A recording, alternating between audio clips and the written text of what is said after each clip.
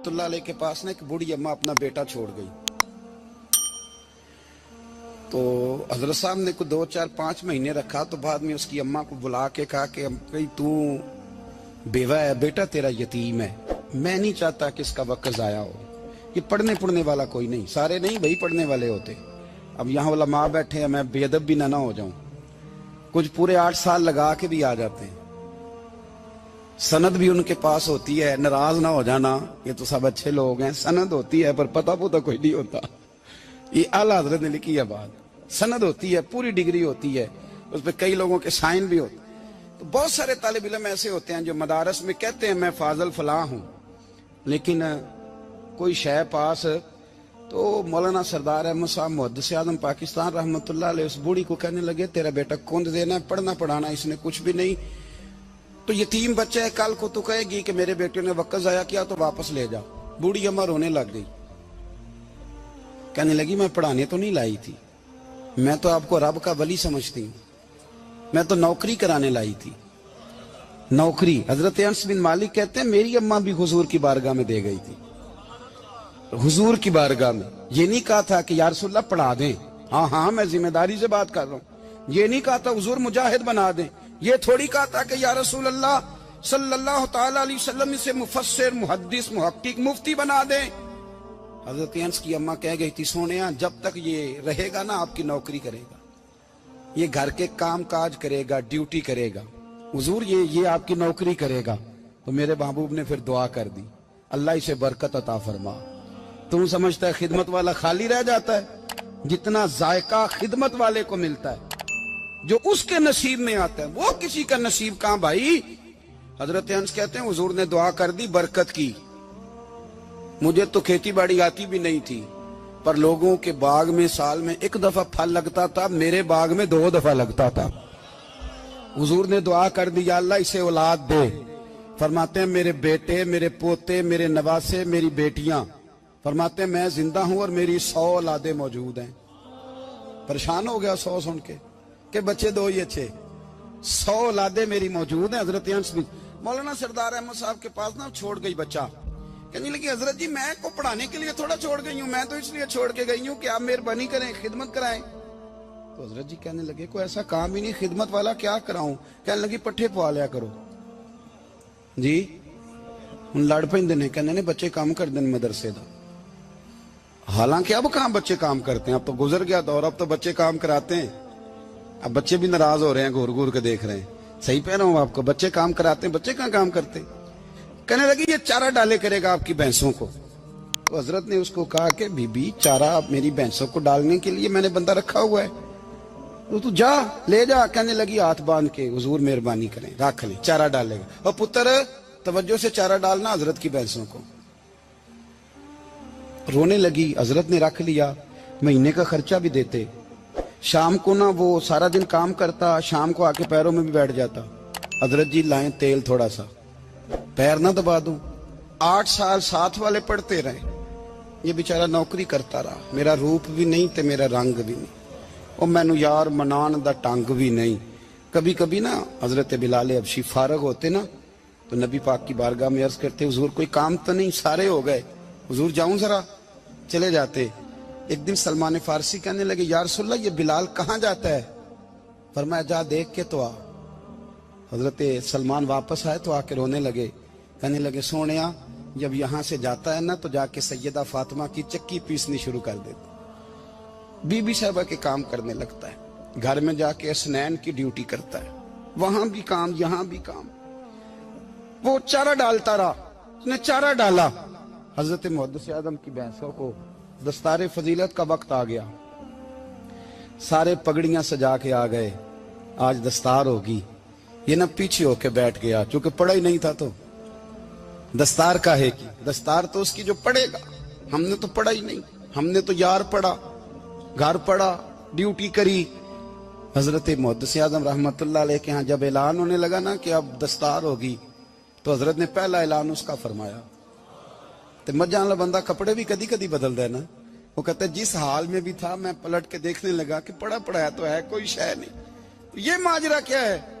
पीछे से उठ के आए, تو کہتے ہیں باقیوں کی دستار کسی عالم نے کی, کسی صوفی نے کی, لیکن یہ بھینسوں کو چارہ ڈالنے والا جب آیا تو محدث اعظم نے فرمایا پگڑی کے بال کو کوئی ہاتھ نہ لگائے, یہ ساری دستار میں نے کرنی ہے. اور فرماتے ہیں حضرت بال بھی دیتے جاتے تھے اور آنسو بھی بہاتے جاتے تھے, ماتھا بھی چومتے تھے اور فرماتے تھے دستار کے بعد چلا تو نہیں جائے گا یار, مجھے تو عبادت بھی نہیں رہ گئی, مجھے تو چابیوں کو بھی نہیں پتا کون سی کہاں رہتی ہے, جائے گا تو نہیں تو رو پڑا, کہنے لگا سونے جائے تو وہ جس کے پلے کچھ ہے ہو, آتا جاتا تو ہے کچھ نہیں, مجھے کس نے رکھنا ہے, میں نے کہاں جانا ہے, ادھر کہاں تو ادھر ہی رہوں گا. وہ اس طالب علم کے سارے استاد بھائی کہتے ہیں اس نے دستار کرائی, پڑھا پڑھایا کچھ نہیں, پر جو مسئلہ اڑ جاتا تھا نا, وہ جو اڑ جاتا تھا نا, وہ جا کے اس سے پوچھتے تھے تو کتابیں کھولنے کی ضرورت نہیں پڑتی تھی. حضرت ام سلمہ رضی اللہ تعالیٰ عنہ کہتی ہے میں نے عرض کی یا رسول اللہ صلی اللہ علیہ وسلم میری بچی بڑی بیمار ہے, تو مجھے کسی نے کہا ہے یہ تھوڑی سی نشے والی چیز ہے, یہ بنا کے تیار کر کے دو صحیح ہو جائے گی, بیمار ہے بچی تو یہ نشے والی چیز ہے, اس کو تیار کر کے دو, تھوڑا نشہ ہے. اگرچہ بعض, میں نے شروع میں کہا, بعض لوگ مریض کو, سخت مریض کو ایسی ادویات جو مجبوری بن جائے اس کی گنجائش اور اجازت دیتے ہیں. محتاط علماء تو اس میں بھی بہت ساری چیزیں پہلے بیان کرتے, لیکن اس نے کہا جی میرا نشہ دینا ہے شفا کے لیے. حضرت ام سلمہ کہتی ہے میرے نبی پاک نے میری طرف دیکھا, میری طرف, تو میں نے کہا یا رسول اللہ آپ کیا فرمانا چاہ رہے ہیں؟ تو نبی پاک نے فرمایا ام سلمہ کبھی ناپاک چیز میں بھی شفا ہوئی ہے, کبھی ناپاک چیز میں بھی, کبھی شراب اور خمر میں بھی شفا ہو سکتی ہے. شفا رب کریم نے رکھی ہے پر شہد کے اندر رکھی ہوئی ہے, شفا اللہ نے رکھی ہے قرآن مجید میں رکھی ہوئی ہے, تو اس میں بھی کبھی یہ حضور نے بیان کیا ہے کہ اس کے اندر شفا ہو سکتی, تو امت کتنی دلیری کرتی ہے جو یہ مشورے دیتی ہے کہ اس کے اندر نشہ ہے, شراب ہے, تو کھانسی چلی جائے گی تو فلانی بیماری چلی جائے گی. نہ آؤ ان چیزوں پہ, نہ اپنے ایمان کو خرابی دو, اور نہ ایسی باتیں کرو جس سے کہ ڈائریکٹ رسول اللہ صلی اللہ علیہ وسلم کے واضح ارشادات کی مخالفت ہو. میرے نبی پاک صلی اللہ علیہ وسلم نے فرمایا, اور پھر کچھ لوگ کہتے ہیں تھوڑی پی ہے جی. اب تو میں تجزیے میں پڑھ رہا تھا کہ ایسی شراب ایجاد ہو گئی ہے, لوگ شراب پیتے ہیں اور وہ مست بھی رہتے ہیں, کار بھی چلاتے رہتے ہیں, کہتے ہیں جی نہیں ہمارا ذہن معاف نہیں ہوا تو یہ والی صحیح ہے, نشہ نہیں لاتی. میرے نبی پاک صلی اللہ علیہ وسلم نے فرمایا جس چیز کی تھوڑی مقدار, زیادہ مقدار حرام ہے اس چیز کی تھوڑی مقدار بھی حرام ہے, جس کی زیادہ مقدار حرام ہے اس کی تھوڑی بھی.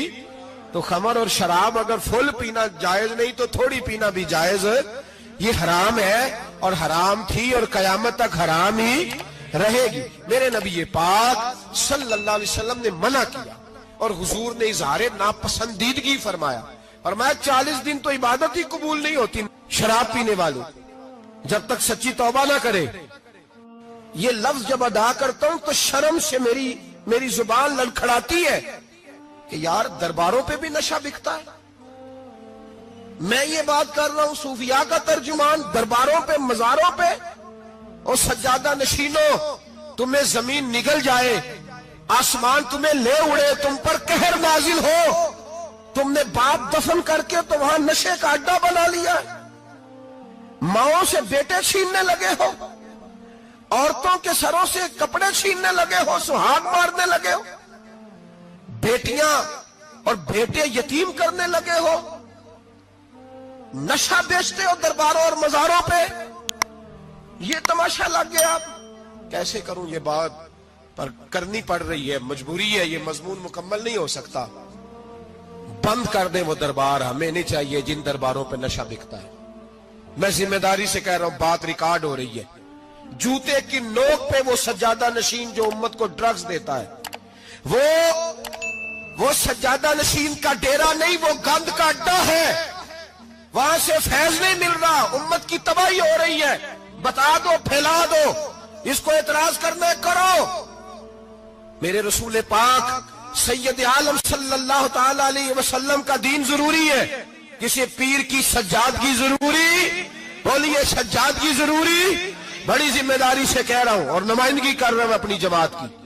نہ ہمارے بزرگوں نے کل اس کی حمایت کی تھی، نہ آج کرتے ہیں، نہ قیامت تک کریں گے۔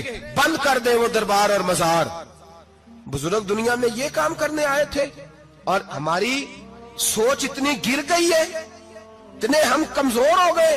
کہتے ہیں جب اس کو چڑھ جاتی ہے تو پھر بڑی معرفت کی باتیں سناتا ہے۔ تجھے شرم نہیں آئی یہ لفظ کہتے ہوئے؟ اب نشئی تجھے معرفت سکھائے گا؟ اب تو شرابی سے، بھنگی چرسی سے دین سیکھے گا؟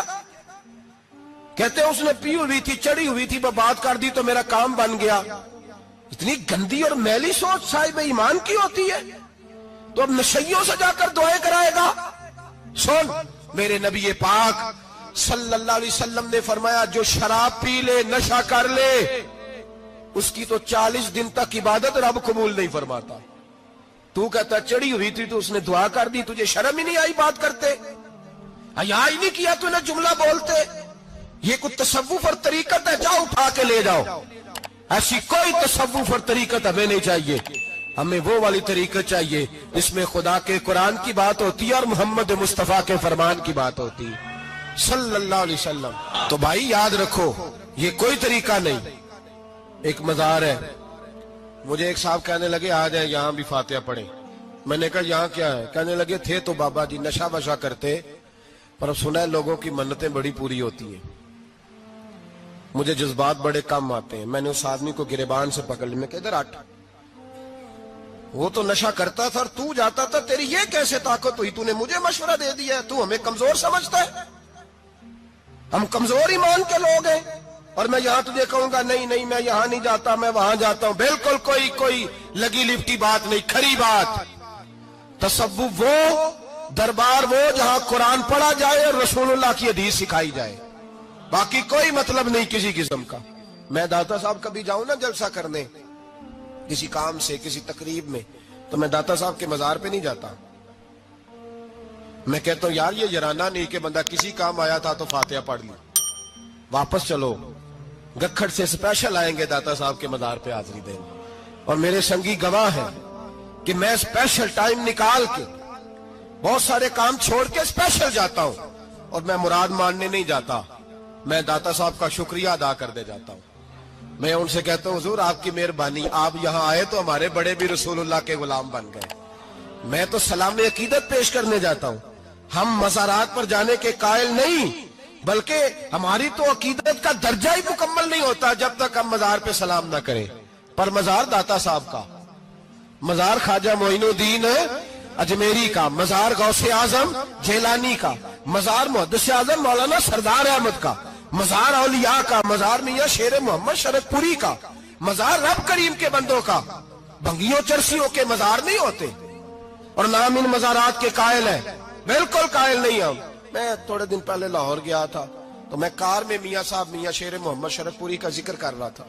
میں اپنے دوستوں سے کہہ رہا تھا یار بہت بڑا بابا ہوا ہے، تو مجھے کہنے لگی کرامت کیا ہے؟ میں نے کرامت یہ ہے کہ ساری زندگی سنت کا درس دیا ہے۔ تو مجھے کہنے لگے آپ کبھی گئے نہیں؟ میں نے کہا میں اسپیشل گیا تھا، اور تھوڑے دنوں کے بعد پروگرام بناؤں گا تو میں ساتھ لے کے جاؤں گا۔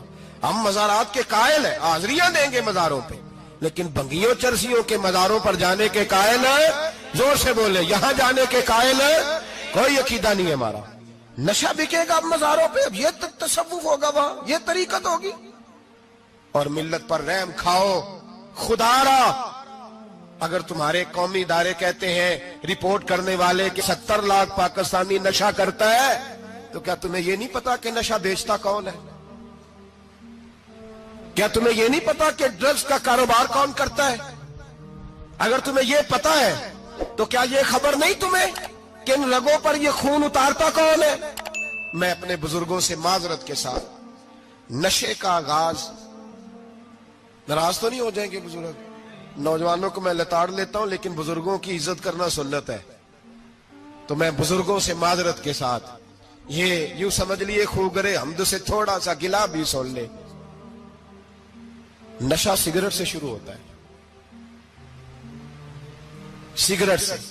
میں تمباکو کو حرام نہیں کہتا، یہ فتویٰ نہیں دے رہا۔ تمباکو کا حکم وہی ہے جو مولی کا ہے، جو کچے پیاز اور لہسن کا ہے، کہ آپ جب کھا لیتے ہیں تو منہ سے بدبو آتی ہے، تو آپ مسجد میں آئیں تو آنے سے پہلے مسواک کریں، منہ صاف کریں، پھر آپ آ جائیں۔ تو جائز ہے، مکروہ ہے لیکن حرام۔ لیکن تمباکو سے آگے جب حالات بڑھتے ہیں، تجزیہ نگاروں نے لکھا ہے کہ ہمارے پنجاب کے کچھ علاقوں میں اب سگریٹ سے نکال کے نا، پہلے بھی بھرتے تھے لوگ اس میں بڑا کچھ، اب پتہ ہے کہ نیا نشہ ایجاد کیا ہے، اب اس کے اندر چرس بھی بھرتے ہیں اور چھپکلی کو مار کے سکھا کے خشک کر کے اس کو پیس کے وہ ساتھ نشے کے ملاتے ہیں، اور اس کا حال یہ ہوتا ہے کہ آدمی کو زیادہ نشہ ہوتا ہے، اور کہتے ہیں وہ اتنا گند ہے کہ وہ آدمی کسی کو دانت بھی لگائے گا تو وہ بندہ بھی بیمار ہو جائے گا۔ کیا یہاں لوگ اسپرٹ نہیں پیتے آپ کے ملک میں؟ اور ہم کبھی سڑک پہ جاتے ہیں تو نشئی کو دیکھ کے مذاق کرتے ہیں، دیکھنا میں ہارن لگاؤں گا تو گاڑی کے ہارن سے گر جائے گا، لیکن تجھے پتا نہیں کہ یہ کسی ماں کا بیٹا ہے، پتا نہیں کسی بیوی کا شوہر ہے۔ ایک ہمارے دوست ہیں، بزرگ ہیں، ان کا داماد فوت ہو گیا، نشہ کرتا تھا، تو میں تعزیت کرنے ان کے گھر پہنچا تو کھڑے ہو گئے ہاتھ باندھ کے، کہنے لگے حضرت صاحب باقی ساریاں گلاں چھڑ دیو، صرف نشے تے تقریر کریا کرو۔ وہ جب جیتا تھا تو تب بھی اس کے بچے یتیم ہی تھے، یتیم ہی تھے۔ میری بیٹی جب میرے گھر آتی تھی اور میں اپنے پوتوں کے اتنے کپڑے اسے پہننے کو دیتا تھا تو میرا کلیجہ پھٹتا تھا، اور میری بیٹی اس کی زندگی میں بھی بیوہ کی زندگی گزار رہی تھی، وہ میری بہوؤں کے اترے ہوئے کپڑے پہنتی تھی، کوئی دعا کرو، کوئی جلسے کرو، یہ لت ختم ہو جائے۔ اور کہنے لگا اب میرے وہ چلا تو گیا ہے، دادا دادی اس کے پہلے کوئی نہیں، چچا ہے کوئی نہیں، جب تک تو میں زندہ ہوں ان نواسوں کو کوئی روٹی کا لقمہ، کوئی کپڑا مل جائے گا، لیکن سوچتا ہوں میں بوڑھا ہوں، مر گیا تو ان کو کوئی پوچھے گا بھی نہیں، کون ان کی خبر۔ اتنا ظلم اس قوم سے، اتنی زیادتی، اور آرام سے لکھ کر لوگ گزر گئے کہ یہ 70 لاکھ ہے، ان کا درد تو سمجھو، تکلیف تو سمجھو۔ 7 فٹ کا سونا جوان اور نشے کا عادی ہے تو کسی نالی میں پڑا ہوا ہے۔ اور میں نے کہا اس قوم کے ساتھ اس سے بڑا بھیانک مذاق کیا ہوگا؟ کوئی دانشور تھا بڑا ظالم، اس ظالم سے کوئی مشورہ لینے آیا، اس نے آ کے کہا تو بڑا ظالم ہے، بڑے کڑوے مشورے دیتا ہے، میرا ایک دشمن ہے، میں اس سے بدلہ لینا چاہتا ہوں، میرا دل کرتا ہے اس کا بچہ قتل کر دوں تاکہ وہ تڑپے۔ تو ظالم نے کہا اسے قتل نہ کر، وہ تو اس کا باپ 2-4 مہینے رو کے چپ کر جائے گا، پھر میں سخت سزا دینا چاہتا ہوں، مشورہ دے۔ تو اس نے کہا اس کے بچے کو نشے پہ لگا دے، جس کا بچہ نشہ کرے گا وہ باپ روز مرے گا، روز جیے گا، وہ ماں روز مرے جیے گی، نشے پہ لگا دے۔ اس قوم کے ساتھ سب سے بڑا ظلم یہ ہوا کہ ملت کا جوان نشے پہ لگ گیا، ڈرگز پہ لگ گیا، اتنے تباہ حالات ہوئے کہ جوان چڑھتی جوانیاں، اماں نے کتاب دے کے بھیجا تھا، اور کالج سے واپس آئے تو نشے کے ٹیکے ہاتھوں میں پکڑے ہوئے، ٹیکے۔ اور آپ کے اس ملک کے اسلام آباد میں ایک دن میڈیا نے وہ خبر بھی وائرل کی اور وہ چیز بھی دکھائی لوگوں کو، 3 مہینے کا بچہ لے کے نشئی سڑک پہ آ گیا، اس نے کہا میرا نشہ ختم ہو گیا، میرا بچہ خرید لو، 2 پڑیاں دے دو۔ تو وہاں بیبیاں جو سن رہی تھی وہ بھی چیخیں مار کے رو رہی تھی۔ یہ ظلم کیا اس قوم کے ساتھ، اور کرپشن کی لعنت نے اجازت دی سپلائی کرنے والوں کو کہ گلی گلی بیچے، گلی گلی۔ انہوں نے کچھ تھوڑا ظلم نہیں کیا ان حکمرانوں نے، اور ہماری اپوزیشن اس کو نہ صرف اتنا پتا ہے کہ یہ جائیں اور ہم آئیں، اس سے زیادہ کوئی غرض نہیں۔ بھائی کرپشن کے خلاف نکلے ہو تم، نشے کے خلاف کس دن نکلو گے؟ جوئے کے خلاف کس دن؟ قوم تو مر رہی ہے نشے سے، اس کے خلاف میدان میں کب آؤ گے؟ صرف اتنا ہے کہ یہ جائیں اور ہماری باری آئے، اس سے زیادہ کچھ نہیں۔ جتنے مجرم وہ ہیں اتنے ہی تم بنتے جاؤ۔